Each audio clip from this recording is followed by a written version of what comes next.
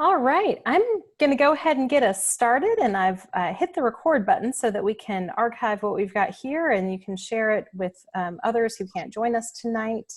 But I am so happy to see those of you who are able to be here, and especially for our special guests, our storytellers, Pat, Don, and Bill. If you haven't seen the videos yet, you can always catch up on those stories after we're done tonight or any time, and they'll be on the YouTube channel along with this video. So if you haven't seen the stories, I highly recommend them. The purpose of this gathering is to have some more time to hear more stories or to connect on some of them that were shared, and just to have some time for fellowship together. So we'll dig right in. Thank you, Pat and Bill and Don, for sharing with us already and for your conversation tonight. Mm-hmm. Mm-hmm. I'll ask a question if nobody else wants to jump in, if I may. Pat, you allude to something I never heard about before, and you said it lasted for 7 years and you took about a minute to tell the story. It was about working with prisoners north of Harrisonburg. Would you care to elaborate on what you and your colleagues were doing up there? You're talking to me, aren't you? Yeah, to Pat. Yeah. Well, we went as a house church. I said in my little talk that we were called by Dennis DeRoss to go and see what was happening in the prison system because it didn't look good. It was the riots at Attica or something that had just happened. And so I went there for, I think it was 7 years, every Sunday evening for about a couple of hours. We even took our children and we went inside there, and I hated it because I hated to be confined. But we didn't have any problems. And as I said in my little talk, they did take one cider jug and fermented it. And we didn't feel we were getting anywhere because their lives didn't seem to be affected one way or another. And so we thought we would work with younger people, and we started Big Brothers Big Sisters program. Is that elaborated enough? Well, that's helpful. But I think you then said something about you started Big Brothers and Big Sisters working with those people in Harrisonburg. How long did that last? Yes. How did that happen? Did you ask how did that happen? Yeah. Well,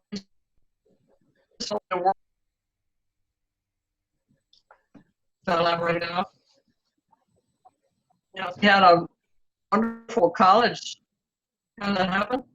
Did you ask how community here with the three colleges and people willing to some Big Sisters? So we had a perfect setup for, we needed to work with people. We weren't getting anywhere with people that age. A wonderful college community of some Big Sisters. So we first tried to go for living in the home. And so the kids would, I think they had to agree to spend something like 3 hours a week with them. And so I think they changed lives doing that.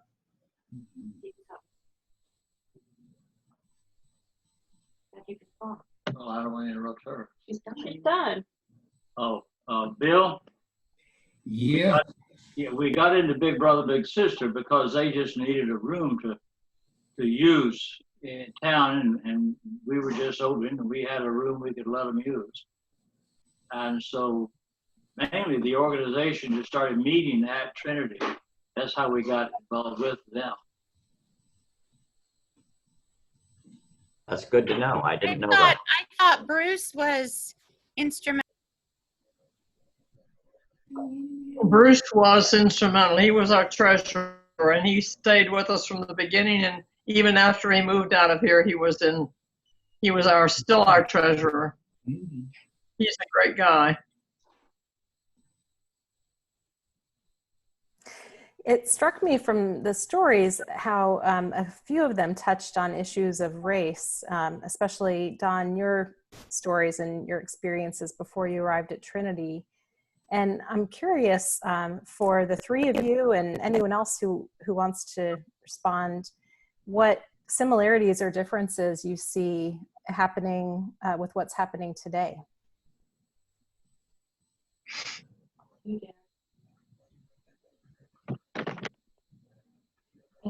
can talk. Yeah, I don't know that much is different in the, well, I guess the people who are ardent racists today pretty well stay quiet. And in those days, in the 60s, they were very vocal because it was the subject of the day for everybody. Integration was the theme and the title, and segregation was the opponent. And that was simply debated on every hand all the time, and everybody would speak out on those issues. And whether it be on television or meetings or whatever, the ups and downs of the difficulties of integration. People debated it like, we don't think it's the right thing to do. People should not integrate between races because that might lead to bad things like mixed marriages and maybe, the pain of bringing up children with one father black and the mother white. They debated all those things as reasons why there should not be integration. Today, we don't debate integration per se, although they're telling us that our school system is getting back to more segregated ways than they were at the beginning. But there's no longer debate today on the fears of integration because it's been practiced, at least legally, for decades now. I think that's a big difference. Well, that's one aspect of racism, but I would differ from you that the ardent racists are not vocal today. I would say they're very vocal. Maybe not about integration, but well, I mean, there are demonstrations, there are people out in public, but in general, in your congregation, we don't sit down and have groups debating in our churches. I mean, I suspect some churches are all on one side and some are all on the other. They might be doing it, I just don't think so. I mean, I know there are public demonstrations like Charlottesville and all that. Those don't move over the entire town. Bill, what was your experience in West Point? Oh, speak up. yeah, I'll speak up. The Jim Crow was very much alive and was practicing very much in the 30s and the 40s in that part of the South. The school system in my little hometown, we had a white school, and there was what they call the Negro school. It's hard to say that was a school. There was a building, not very well kept. The students would show up there and get a little bit of learning, but then before long, they didn't even bother to go to school because the teacher could not keep them coming to school. It was just terrible what was going on.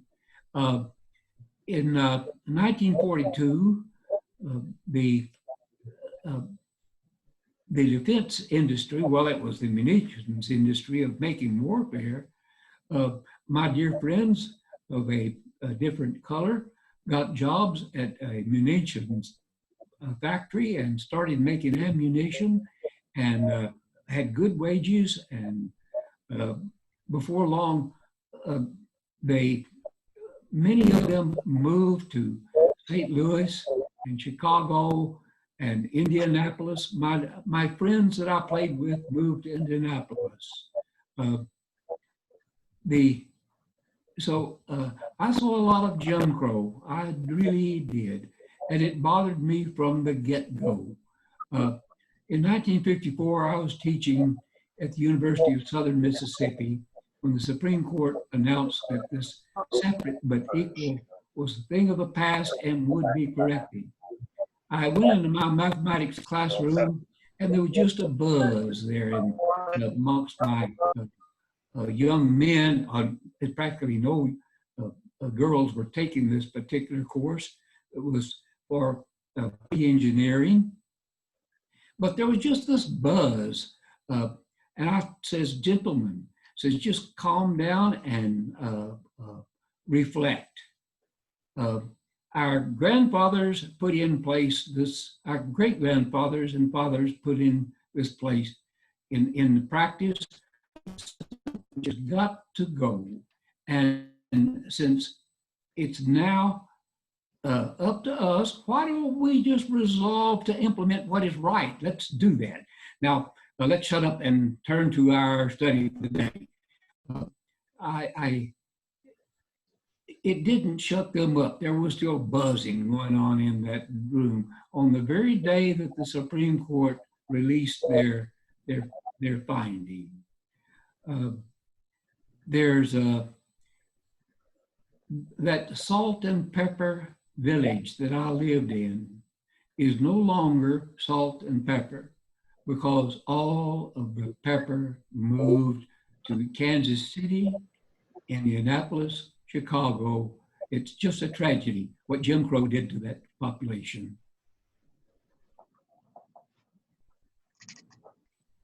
Thank you for sharing that. Pat, I know you mentioned that your dad left Union in order to, because he felt that the higher ups were pretty racist in their views. Do you want to elaborate more on your experience in that transition? I didn't get the first of that, I'm sorry. I was just recalling how you shared that your dad left his position at the School of Christian Education. Well, I was only 11 or 12 at the time, so I was not in on any of those discussions or decisions, but I know he had taken a carload of students down to a black in South Richmond, I think it was, every Sunday evening. And he was the only one who ever did anything like that. Also, we had a Japanese girl in our home for a couple of years as a student. He had gotten her out of an internment camp in California because he was a Californian. And I don't know how he heard from her that she wanted to come to school there, but I guess she couldn't afford to come. So we fed her and housed her. And were friends with her for many years after that. So it was just a guess on my part that that's why he went to Biblical Seminary in New York, because it was beginning to get racist. It was in the mid-40s in Richmond. I mean, it wasn't beginning to, but it was continuing to.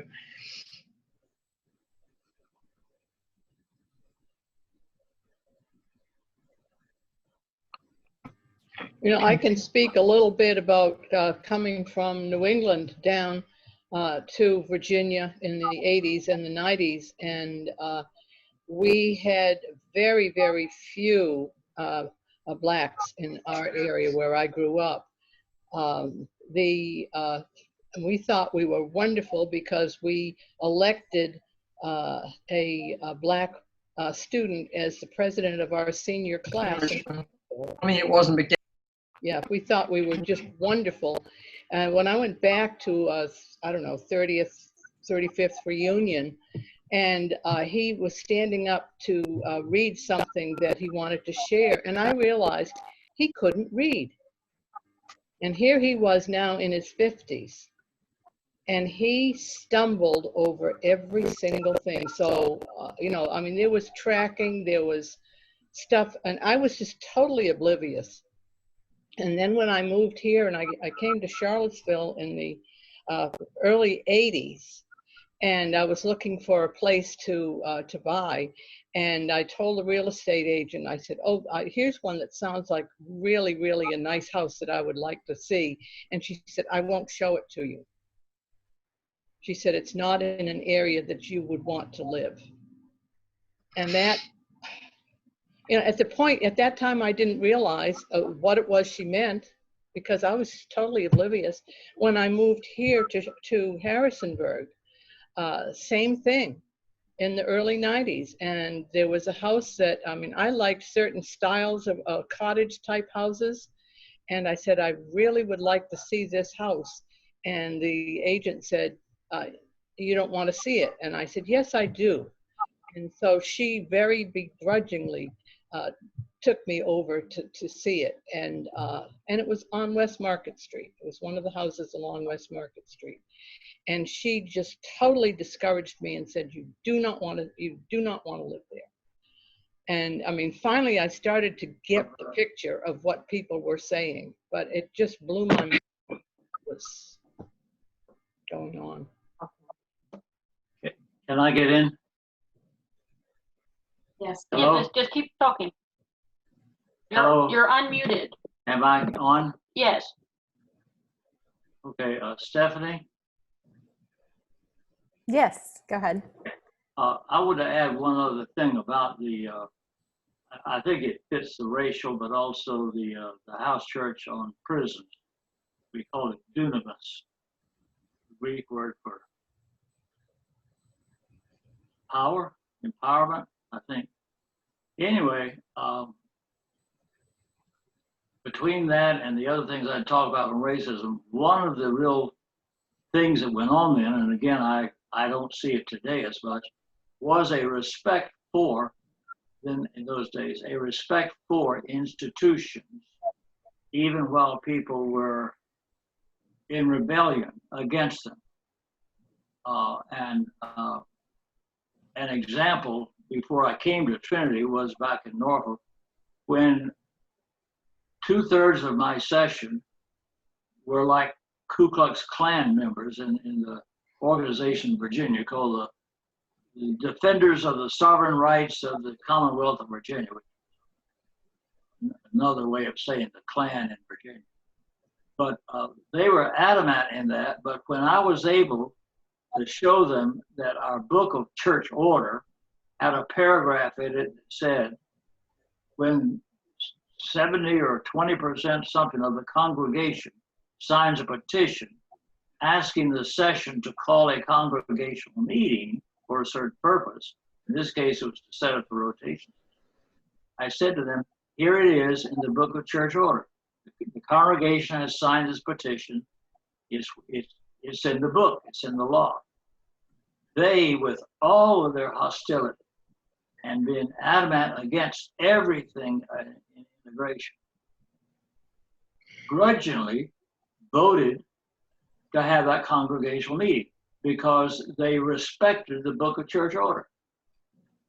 And so, I mean, one of the things that got to me that, I mean, if the presbytery came up and told them no, they would respect that no.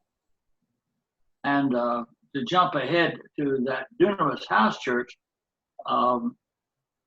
about most of our congregation, the men, it was, I think a few of the women, but we got deputized in time there, because that went on, like, I think it went on for 8 years, I always said. But we all got deputized. And that was so that when it was time to put these prisoners in a bus and bring them into Harrisonburg, number one, to go to our coffee house, and number two, for us who were deputized to take them shopping and get them out and get them to buy whatever they wanted. I remember taking 2 of them with me.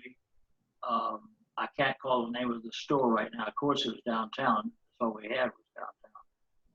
But if they got too far away, or I said it's time to go, they were obedient. I mean, these were prisoners who could run away. I mean, I didn't have any authority other than they said I was deputized. But, you know, no guns, no power, no numbers to back it up. Simply the word. And you would say, it's time to go, and they would go. And so there was something in that atmosphere that I always told this story that even then there was no thought of leaving a denomination if you disagree. Like we've had here with churches here in this town, you know, leaving our denomination because we disagree on 1 or 2 policies we have. But in those days, it never came up. with all the friction we had, all the banging of hymnals in the worship service and all the horrible things going on, no congregation ever said we want to leave the denomination. So there was a loyalty that went deeper than the hostility. There, I'm through. If you would like another view on race of us growing up, I grew up in Louisiana, but it was a sort of strange situation because both my parents came from North Dakota. And my father's father was a Presbyterian pastor for over 30 years in North Dakota. And my mother grew up in a Methodist church, and they were probably very liberal by Louisiana standards. I'm not certain whether they were more liberal than other people in North Dakota. But when they arrived in Shreveport, Louisiana in 1930, I think it was, they got married in 29. And my mother used to tell people that when she went shopping downtown, and Shreveport was under 100,000 then, it's well over 200,000 now, but it's not a big city. The clerks in the department store would ask her to repeat what she was saying because they weren't used to a northern accent. And so they had great fun with her, making her, repeat what she wanted to talk about. But skipping ahead more than 20 years or so till I was in university, I went to LSU, which was very, very segregated at that point, except for some graduate students. I don't know how many there were, and I never interacted with them. But it was a big university. I don't know exactly what, but well over 20,000, maybe 30,000.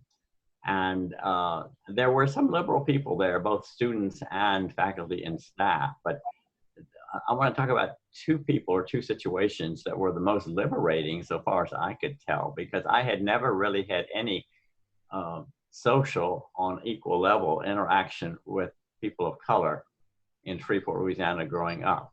Even though I went to a big high school with about 2,000 students, there were no minority students, no Black students anyway. There might have been a few Asian American students there.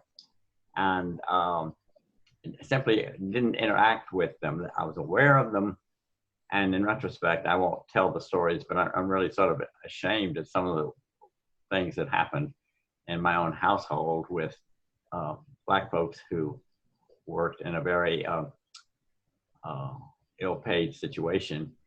And probably it was even worse in the 30s before I was born, because at one point, even though my father did not have a huge salary, there were two servants, so to speak, working in my parents' home. One was a Black woman named Olivia, who was very much depended upon. And when the war started, she moved out to California, and I don't know what happened to her because I never really knew her. I was just aware of her, but didn't know her. And then, but also I should say, I'll throw in about a white woman that my mother befriended, because there were a lot of poor whites in Louisiana and East Texas at that time, as well as a lot of poor African Americans. And this one woman was very bright, and I'm not quite certain how my mother became aware of her, but anyway, my mother became aware of this woman, and there was a beauty contest going on, of which the prize for the winner was to have a scholarship to go to a business school. And this woman took advantage of that. And then the war came along, and I don't know that she ever went to college, but she and her husband both got very good jobs in the not the veterans, but the Social Security Administration as, mid-level executives. And my mother and this young woman, who were very good friends, continued a friendship for 40 years or so. And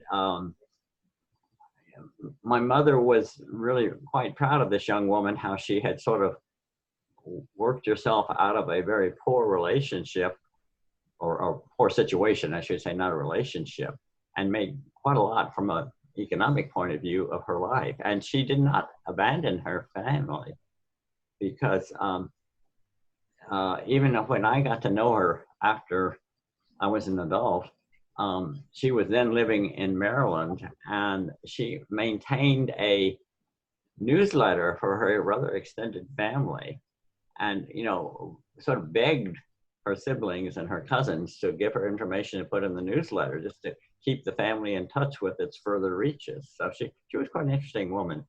And I visited her in Kansas City when she moved out there. When I was actually a librarian, going to library meetings, there was one in Kansas City.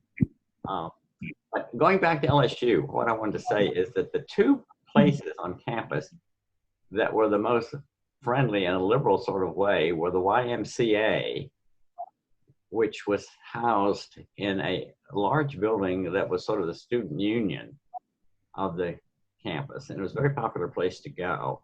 And the YMCA, I don't know whether there was a separate WCA. I don't think so. So maybe women participated in the YMCA. But anyway, that was a very liberal place to go because the man in charge of it was a pastor by education from, I think, New York State.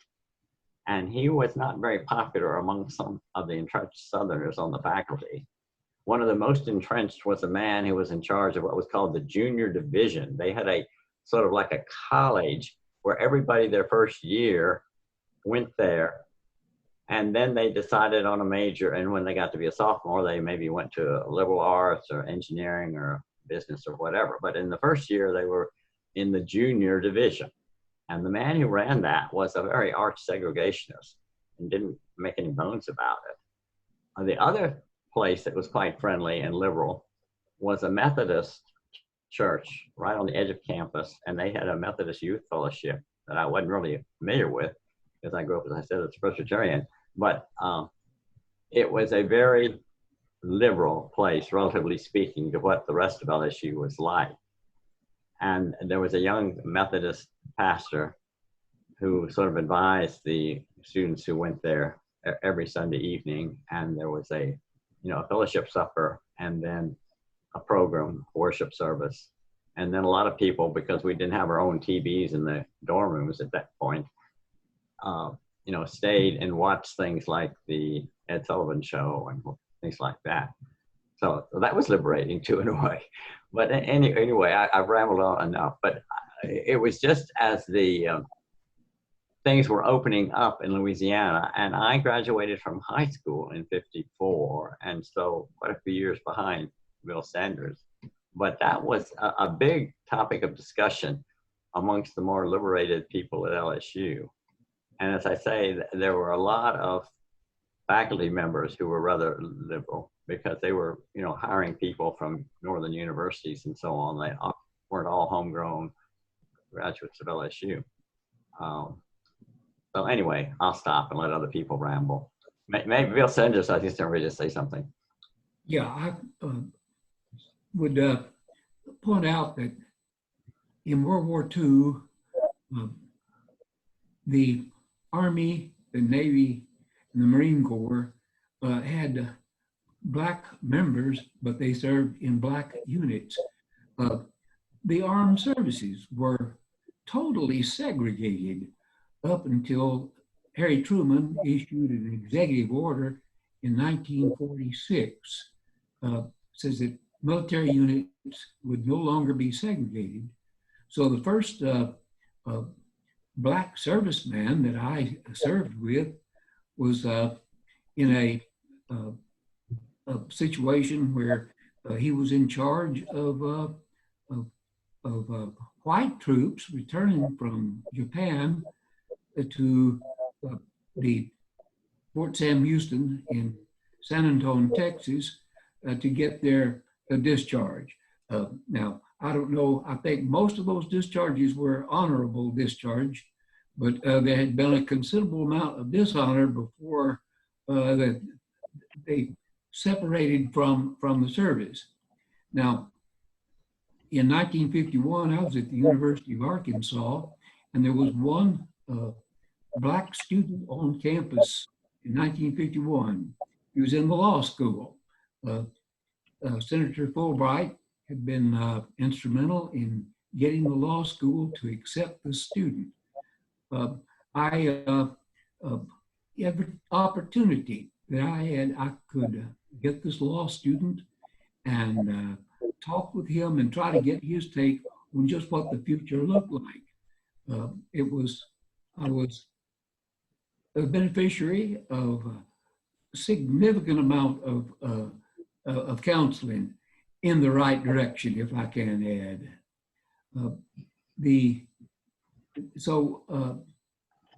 In 1954, when the Supreme Court made their decision, I'd had a considerable amount of time to think about that. So even the armed services throughout World War II, the engineering outfit that I served with building Haneda Aerodrome in 1945, we had trucks that, our unit was called the 836. The 836 had trucks, and they drove those trucks, but the major hauling for that engineering outfit was by the 127th Transportation Corps, which were all black men who served. They were in their own housing facilities across the across the railroad in Haneda, Japan. Yet they did all the hauling for us. The military police did not treat those soldiers living on the other side of the railroad track in Haneda, Japan. They didn't treat them the same way they treated engineers in the 836th Engineer Aviation Battalion. So I was really happy in 1947 when the executive order come down that segregation was at an end in the armed services. You realize that it took, Franklin D. Roosevelt didn't have the courage to do what Harry Truman did. Bill, I wonder how many of those hopes and visions that your friend in law school had that have been realized, or if you think he'd be... I didn't. After I went off to the University of Illinois, I lost touch with him. But I'm sure, I'm just sure that his outlook on life and his capacity for leadership, he was a success. If he's still alive, he is a success. Now I want to point out something from the 30s that I intended to put in my rambling. In the late 1930s, when the nation was still at peace, there was a black minister that worked on my father's farm. He was the Reverend W.L. Martin. His work day started at about 7 a.m. With a team of mules. The program was to let the mules, mules also are subject to a lot of abuse. But I'd say the Reverend Martin never abused, he never abused a mule.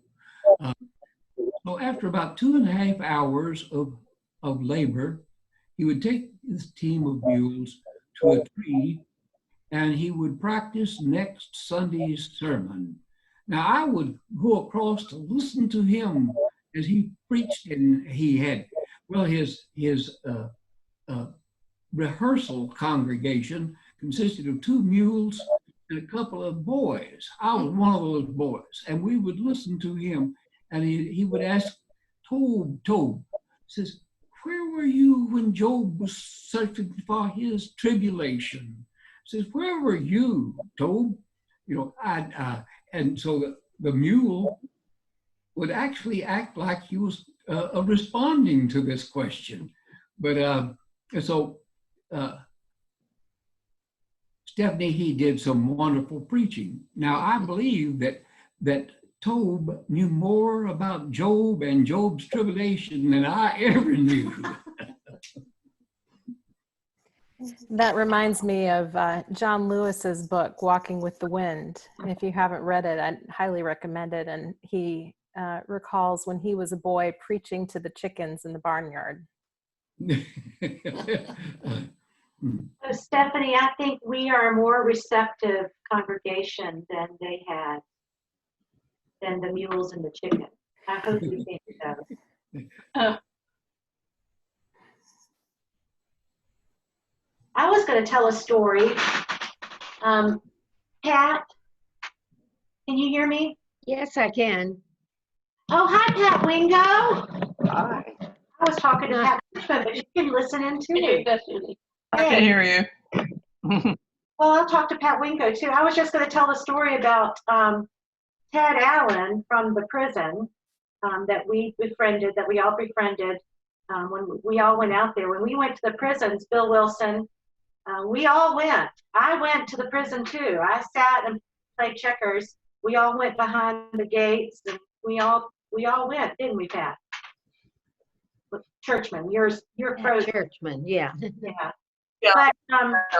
But so somehow we befriended Ted Allen, and he worked at a church. He was paroled, and he worked at a turkey plant in Newmarket, and we found him a home and helped him get a car, and he adopted our family because he had the same last name. And my grandmother, my mom's mother, was appalled because not only did we have someone who had murdered someone in our home, but he was also a black man in our home. One year he was here for Christmas, and we didn't have a Christmas present for him. We didn't know he was staying with us for Christmas. And so my mom went upstairs and got this wallet off of Dad's dresser to give to Ted. And Ted opened it up, and there was a picture of my grandfather. And he said, "Well, who is this man?" And Mama said, "Oh, it's just, you know how you buy those wallets and they have pictures on the inside." And she covered it up pretty quick. But, and so Ted Allen was interred, one of the very first people that was interred on the lawn, in the lawn of Trinity. Mhm.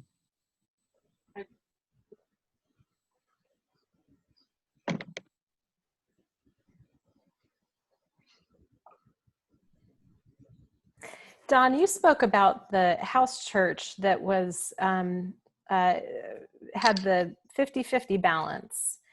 And I actually had a conversation yesterday with somebody from the Harrisonburg Citizen about our Black Lives Matter sign and the fact that churches still are so segregated these days. And she asked what I thought it might take for more churches to come together and for there to be more racial reconciliation, especially within the faith community. I wonder what you learned from that experience or what others have learned from their experiences. Well, I found that if you avoided or you did not disallow their separate worship, that having gatherings between the races was fairly interesting and easy to do. They were quite willing to share concerns, issues in town, even just fellowship. What was a good cake to bake? What was the best icing to put on it?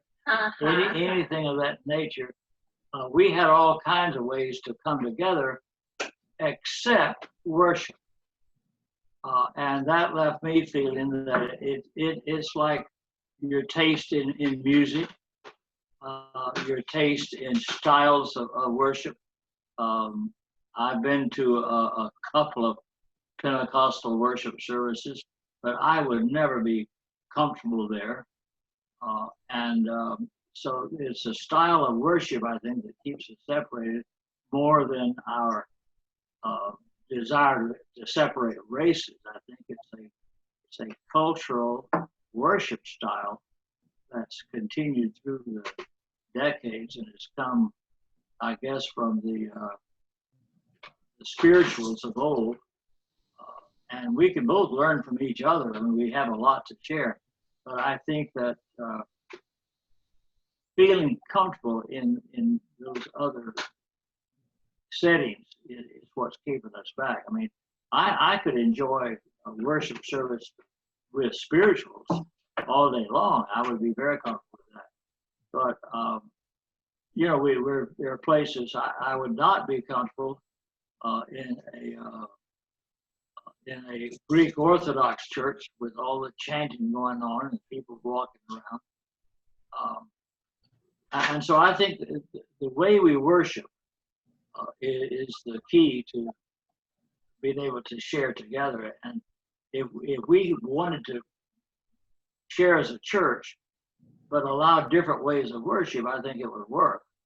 But it's going to be awfully hard to move us all culturally into one sanctuary where we all enjoy the ways we worship together.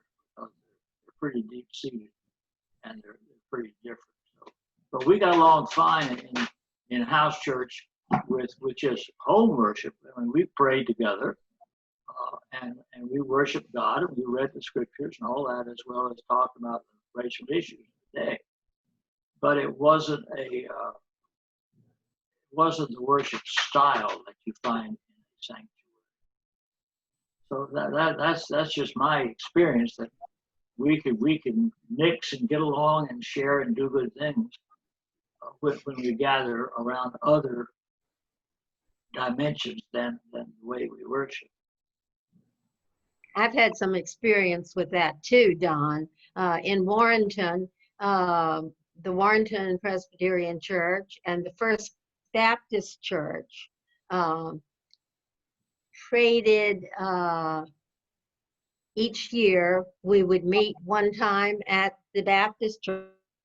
The Presbyterians have a service at the Baptist Church, and our minister actually did the preaching, but the rest of the service was sometimes handled by theirs, and then we do it the other way around. The Baptist Church would come to ours at least once a year, and we would have a dinner thing, and we would have a worship service, and the preachers would trade places, and sometimes the choirs would trade places. And I don't think that those people were reluctant to come to our church. They did for various things, but they just loved their preacher and their style of worship, I think, so much that they didn't want to leave. Was that a predominantly Black Baptist church? Yes, predominantly, although they had some white members. Particularly, they had a band, and there were some white guys in the band, and most of the choir, I think all the choir was Black. And I must admit, their preacher was really well worth listening to. Was your Presbyterian congregation mostly white, or were there some people? Mostly white. We had only about 3, I think, Black members. In the early 90s, one of the house churches that we were in, of Shalom House Church, I believe it was called that, we maintained a contact with Deacon Burgess and the North River Baptist Church in Bridgewater. And we effected and brought about a pancake supper in our Trinity kitchen. Library is today with the entire congregation participating with this joint service with North River Baptist Church out of Bridgewater. Deacon Burgess and his group could out-sing all of us. There's no question about it.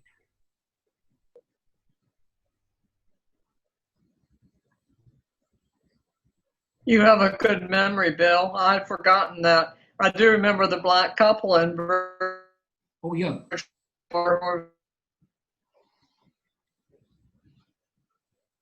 very, very, very unhappy with the experiences they had had. Bookings, William and Mrs. Bookings. I forgot her name right now. Bill, this is Jeff. Was that Roscoe Burgess? Yeah, Roscoe. We call him Deacon Burgess. It's Roscoe Burgess. Right. Yeah. It was William Brookins. William and Mary Brookins. They were named after the college, William and Mary. Yeah. Oh, William and Mary Bookings were the black couple that was with us until they were deceased in 1992. You have a good memory, Bill. Don't let anybody say you don't. So do you, Pat. No, I don't. In I fact, remember. they actually left a bequest to Trinity. It was one of the first bequests that we had. hey, Pat Churchman, tell the Yeah. story. Tell the story about the swimming pool in Bridgewater and when it was integrated. About the what? The swimming The pool swimming- in Bridgewater. Oh gosh, that was a terrible experience.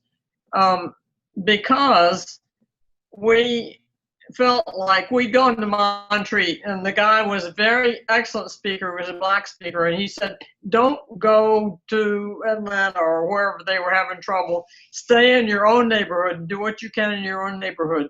So we thought, okay, we'll do what we can. Well, one thing we could do was say we're going to drop out of Ashby Pool. We first asked if they would accept Carlisle Whitelow, who was a black coach at Bridgewater, if they would accept him as a member, and we had to get his permission to do that.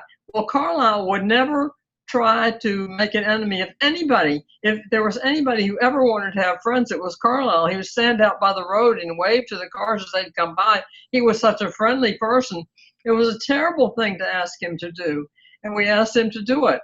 And so he applied, and they turned him down. So then we had to tell our children that they couldn't go swimming there.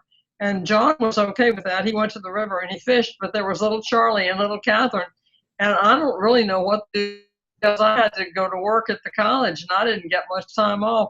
So they had a babysitter, but I felt so bad about that Carlisle was turned down, and that the Bridgewater swimming pool would not become integrated until much later.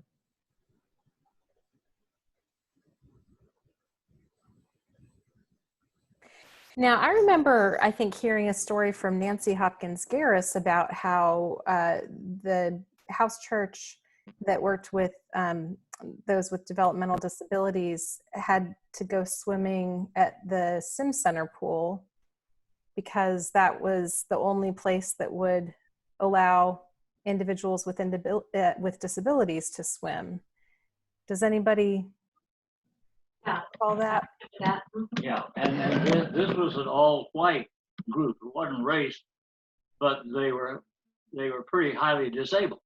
You know, they were pretty well mentally disabled. Well, I think some of them, there might have been a couple of people that were black. Maybe there was some black, but mostly it was disability. It was intellectual disability, yeah. So we went to the sim school. Yeah. People could not stand it if their swimming pool was suddenly flooded with people whose speech you could not understand. They were so uncomfortable.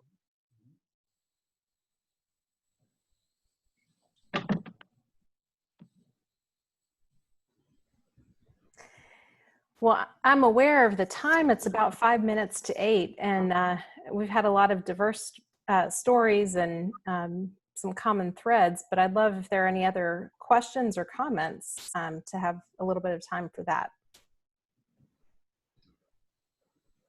Start over, Granddad. What did you think, Stephanie, with your friends asking about the difficulty of integrating churches now in Harrisburg?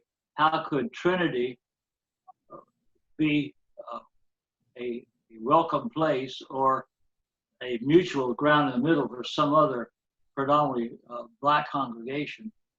I mean, I mentioned it's the worship culture that is so different, not everything else we do. But how did you folk discover or decide on what is it that keeps us separated when we would really like to overcome this barrier.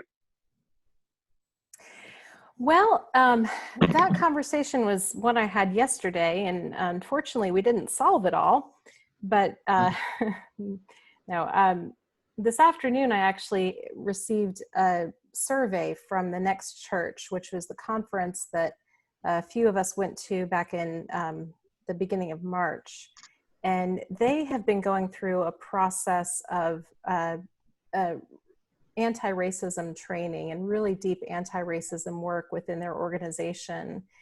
And the kinds of questions that this survey asked were very broad, but also very deep in terms of the cultural norms that are reinforced and whether there's a culture of whiteness that might make people of color less comfortable in participating fully or feel like they need to conform to that culture of whiteness. What I did say is that I think, you know, we certainly say that all are welcome, and I think in our hearts and in our heads and everything, we would say all are welcome, and we'd love to have everybody welcome and everybody feel welcome. But just saying it and being willing to make space isn't usually enough. I think that there are probably things that we are blind to in terms of our own biases and our own structures that are in different ways upholding a lot of the homogeneity within the congregation. So that's my quick 2-cent answer, but I would certainly love to hear others as well. One thing I've noticed, I've taken part in Presbyterian women events over the years, and that there seems to be a lot of people that, especially people from North Carolina, Black people of Presbyterian churches there, that, I mean, we just all fit right in together. There's just doesn't seem to be any problem at all with that.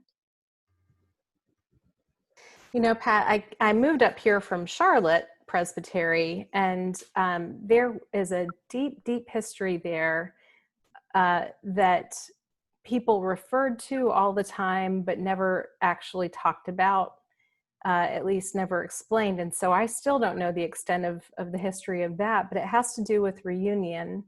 And when the Northern and Southern churches came together, the Black congregations were in the Northern church and the white congregations were in the Southern church there in the Charlotte area.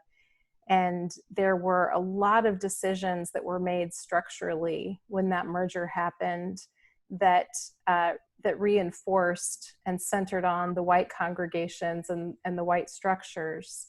And so, I'd certainly say that Charlotte Presbytery is by far the most diverse presbytery that I've served in. And yet there aren't many multicultural congregations. It's still predominantly Black churches and white churches. And there still is, if you listen long enough, you'll hear those undertones of feeling like there's still a lot that was lost when the Catawba Presbytery, which was the UPC-USA Presbytery, was merged with the PCUS Presbytery. So it's interesting. I've also been a part of National Capital Presbytery and often been commissioner to Presbytery meetings. And now some of the churches there are really seem to be well integrated.